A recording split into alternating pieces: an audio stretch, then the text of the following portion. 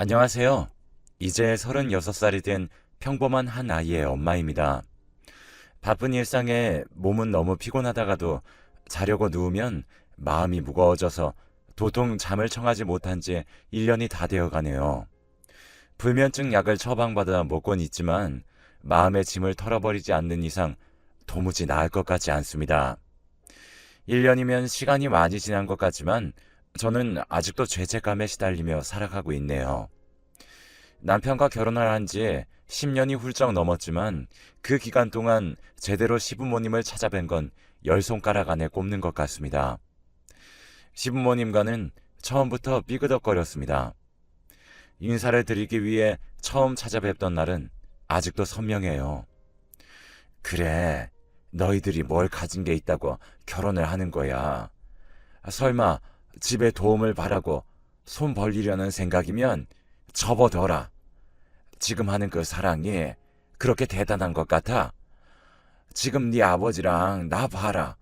서로 각방 쓰면서 하루에 말은 얼마나 섰겠어. 그렇게 말씀하시며 비싼 명품 하나 걸치지 않은 저를 한심하다는 듯이 위아래로 훑어보시던 그 눈빛이 아직도 선명하게 기억납니다.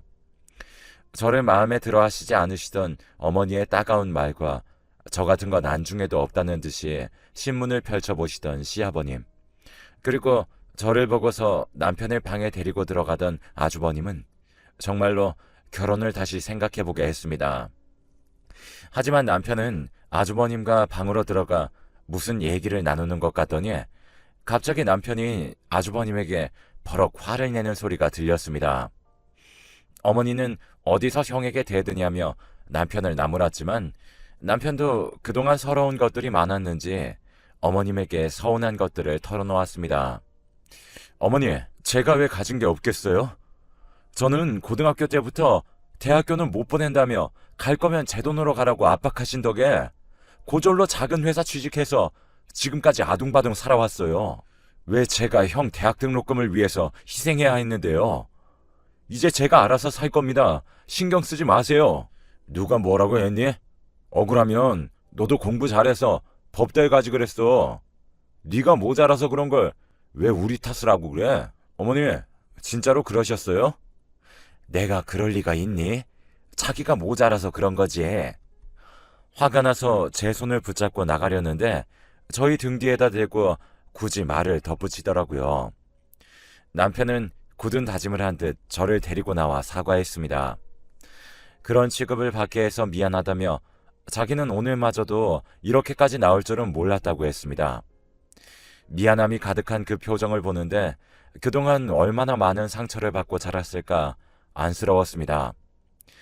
남편이 그러고 나온 후에도 가족들에게서는 전화가 한 통도 오지 않았고 상견례도 필요 없으니 결혼식 날짜와 시간, 장소만 문자로 찍어 보내라는 시어머니의 문자만 왔을 뿐이었습니다.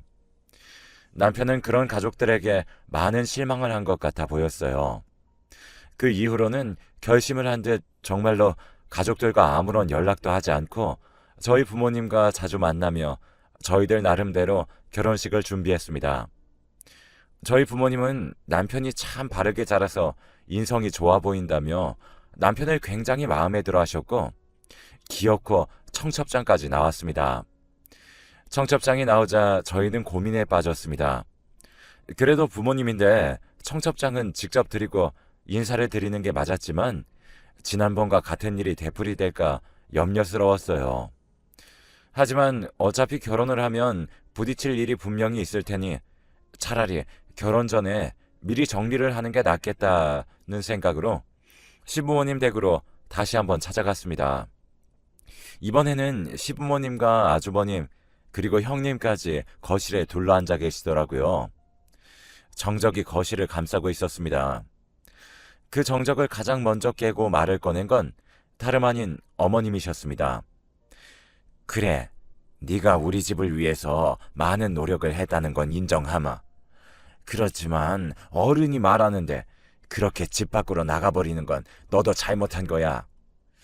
저번 일로 우리는 너희한테 너무 많이 실망했고 너희들이 결혼식을 올리는 비용 정도는 보태주겠지만 그 외에 어떤 금전적인 도움도 바라지 말거라. 그리고 이런 일들도 너희 형이랑 형수를 자꾸 부르는 일도 없도록 해라. 둘 다 판사라서 일도 바쁜데 고작 이런 일 때문에 시간 버리면 쓰겠니? 결혼 후에도 따로 찾아오고 할 필요 없다. 그냥 너희들끼리 알아서 살거라. 아주버님이 결혼하실 때까지도 남편이 준 돈으로 결혼식 비용까지 모두 해결하셨다는 걸 들은 저는 표정 관리가 도저히 안 되더라고요. 그런데 그런 저희는 신경도 쓰지 않으시는지 할 말이 다 끝나자 아주버님과 형님은 방으로 들어가 버리고 아버님은 TV를 켜서 뉴스를 보기 시작하셨습니다. 어머님도 외출을 해야 한다며 준비하셨고요.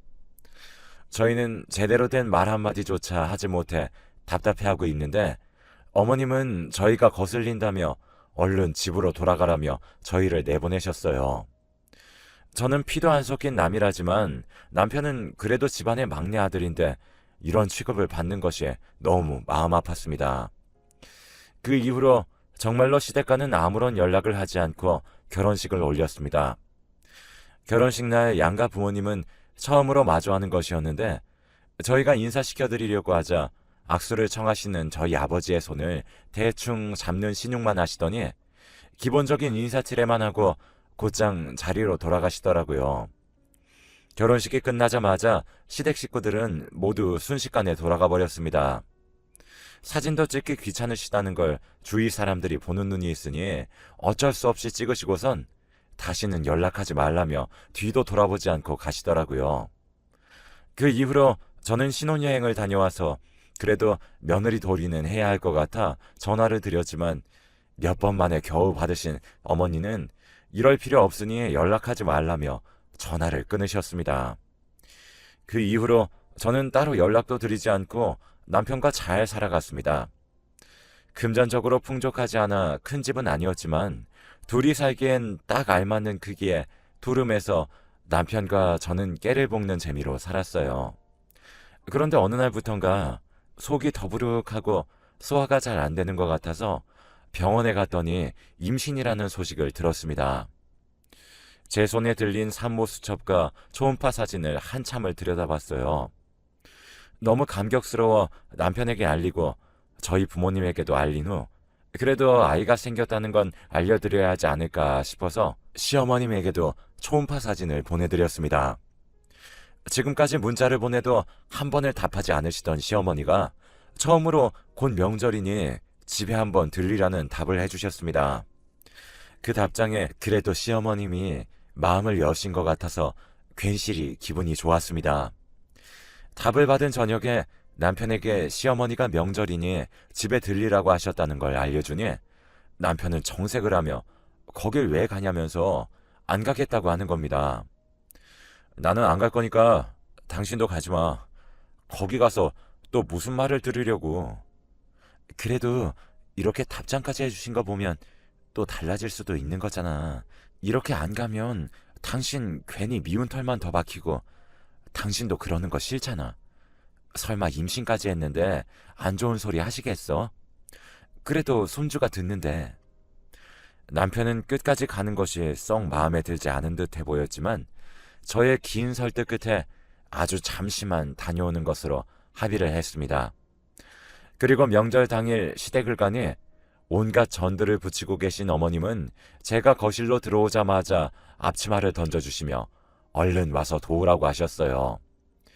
형님은 거실에서 TV를 보고 계셨는데 그런 형님에게는 아무 말도 안 하시고 저에게만 이러시는 게 조금 서운하기도 했지만 그래도 들어오자마자 분위기를 망칠 수는 없었기에 주방으로 들어가 전을 구웠습니다. 형님은 그런 저를 신경도 쓰지 않으며 뉴스만 보시더라고요. 저도 모르게 형님이 얄미웠는지 흘끔흘끔 형님을 쳐다봤습니다. 그런 저를 시어머니가 발견하시고서는 불만 있냐며 트집을 잡으셨어요. 왜? 너도 저기 가서 쉬고 싶니? 임신했으니까 너도 쉬게 할 줄 알았어? 쉬고 싶으면 너도 판사를 하시던가요. 그리고 임신한 게 유세니? 너네같이 없는 살림에 아이만 덜컥 낳아봤자 가난 물려주는 것밖에 안 돼.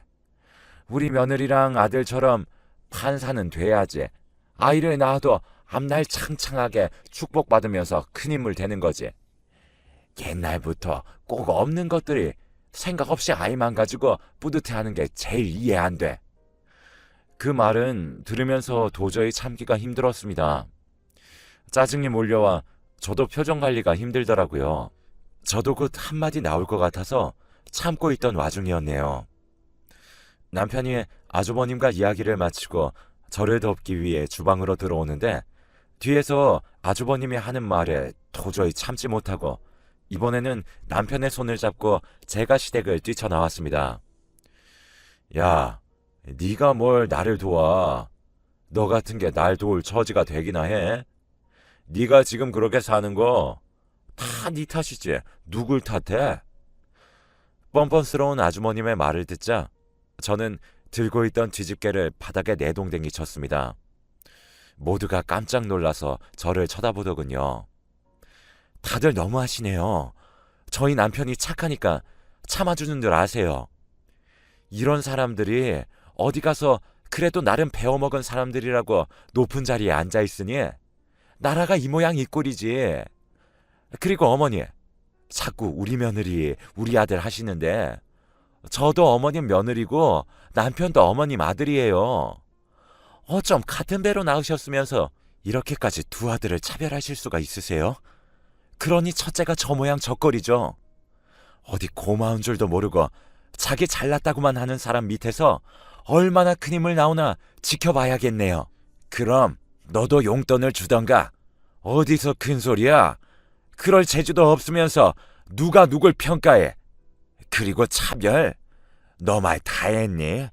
너 고작 임신했다고 예쁨 받을 줄 알고 여기 온 거 누가 모를 줄 알아? 참 너네는 능력도 없고 염치도 없구나. 그 와중에 콩고물은 탐이 나더니.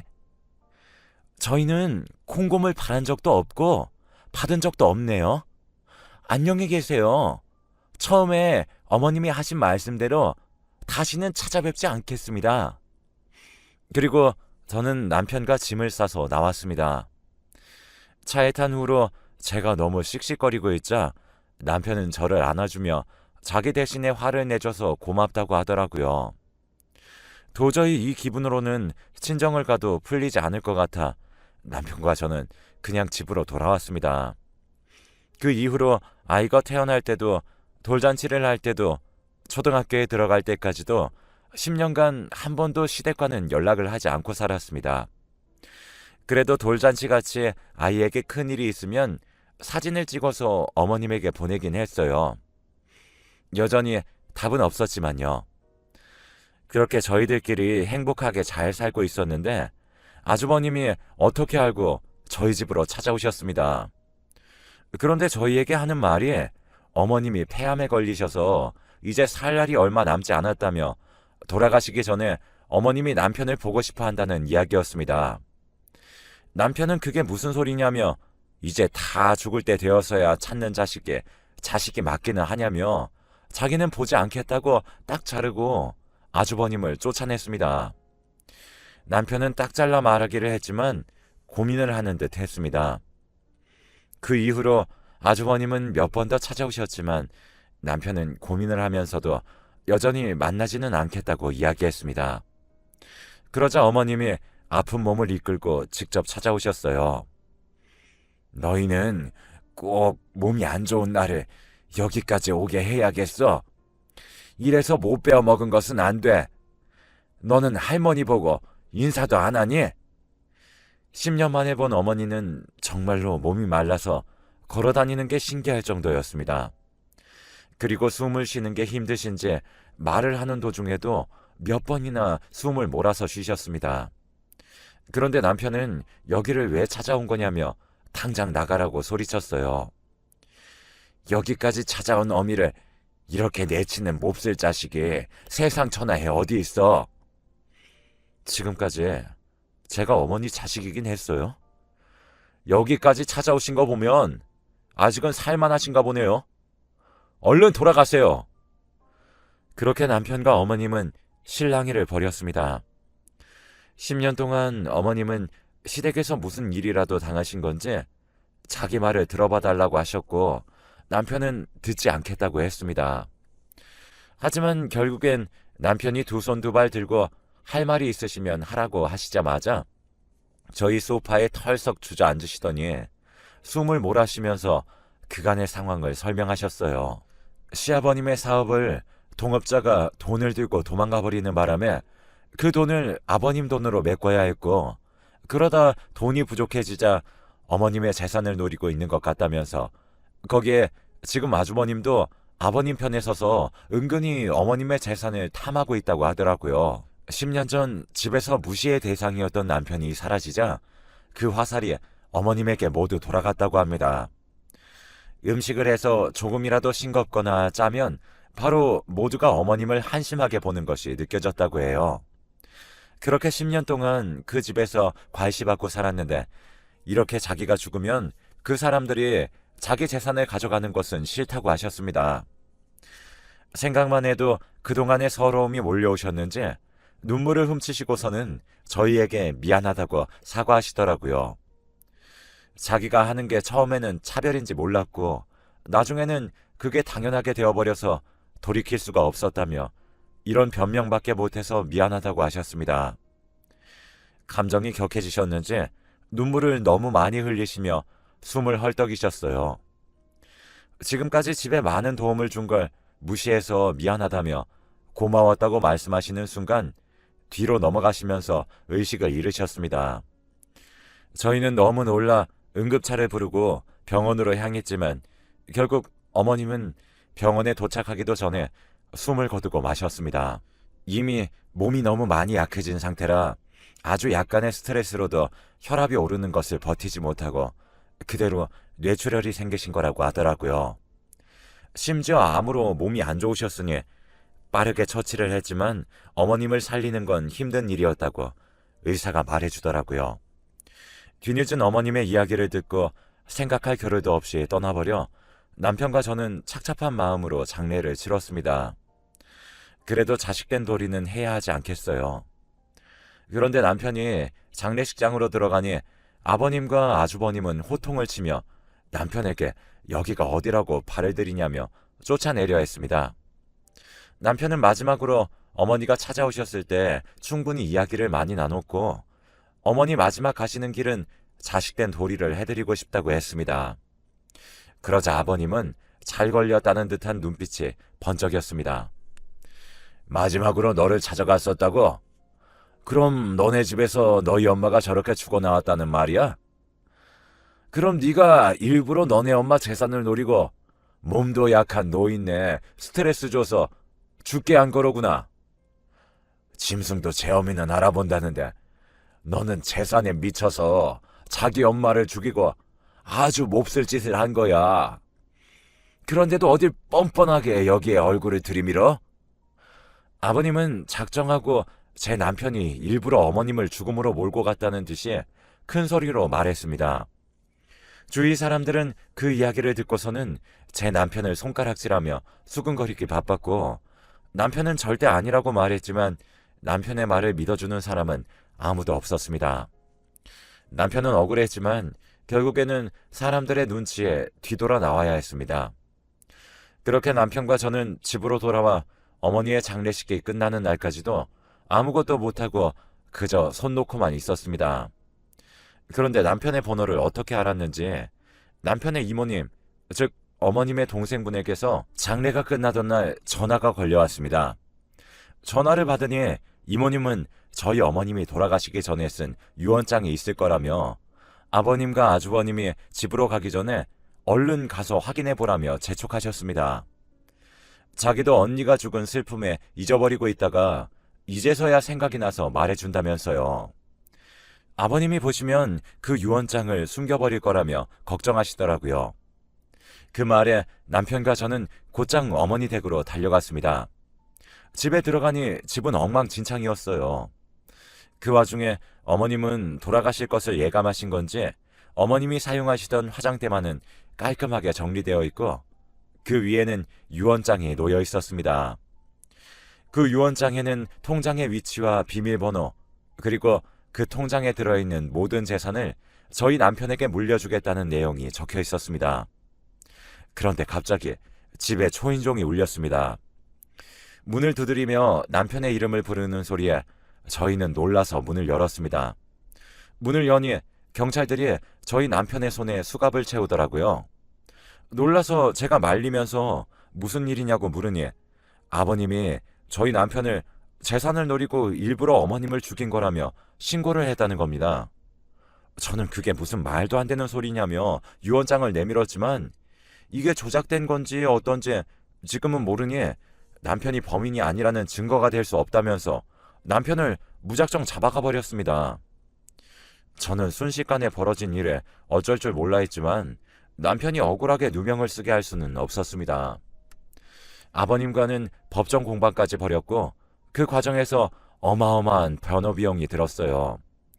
아무래도 아주버님이 판사다 보니 아는 검사며 변호사며 알고 있으니 저는 지지 않기 위해서는 더 능력 있는 변호사를 구해 남편을 빼내야 했습니다. 여러 번의 재판을 거치며 시아버님의 증언은 매번 달라졌었고 저와 남편의 증언은 일관성이 있었어요. 그리고 결정적으로 어머님이 유언장을 그저 혼자 쓰시지 않으셨더라고요. 저희에게 전화를 해주신 이모님이 유언장을 쓰실 때 증인으로 있으셔서 이모님이 그 사실을 알려주신 덕에 변호사를 통해 쓴 유언장이라는 사실을 알아내서 공증을 보여주어 유언장을 위조하지 않았다는 사실을 밝혔습니다. 오히려 아버님은 위증죄와 무고죄로 되려 역풍을 맞으셨죠. 아주버님네는 이번 일을 계기로 형님이 아주버님의 행동에 많은 충격을 받으셔서 이혼을 하게 되었다는 소식을 들었습니다. 형님의 집안은 꽤 잘 사는 판검사 집안이었는데 품위가 떨어지는 사위가 부끄러우셨는지 형님에게 이혼하라고 압박을 했다고 하더라고요. 그 이후로 아주버님은 지방의 작은 법원으로 내려가셨다고 하네요. 결국에는 온 집안이 콩가루가 되어버렸고 어머님의 재산은 고스란히 저희에게 돌아왔습니다. 하지만 1년이 지난 지금도 그 돈은 한 푼도 건드리지 못하고 어떻게 해야 할지 고민하고 있습니다. 처음 만져보는 큰 돈이지만 그만큼 마음이 너무 무겁네요. 저희 부모님은 그동안 고생하고 남편이 못 받고 자란 걸 이제서야 받는 거라 생각하고 편하게 쓰라고 말씀도 해주셨지만 남편도 영 마음이 불편한지 그 돈은 없는 돈이라 생각하고 살고 있습니다. 이제는 저희 가족들에게 좋은 일만 가득했으면 좋겠네요. 앞으로도 남편과 저는 아이에게 이번 일을 교훈 삼아서 너무 욕심부리지 않는 삶을 살라고 가르치며 살아야겠습니다. 이제는 과거의 기억은 훌훌 털어버리고 저희 세 가족 행복하게 살려고요. 여러분들도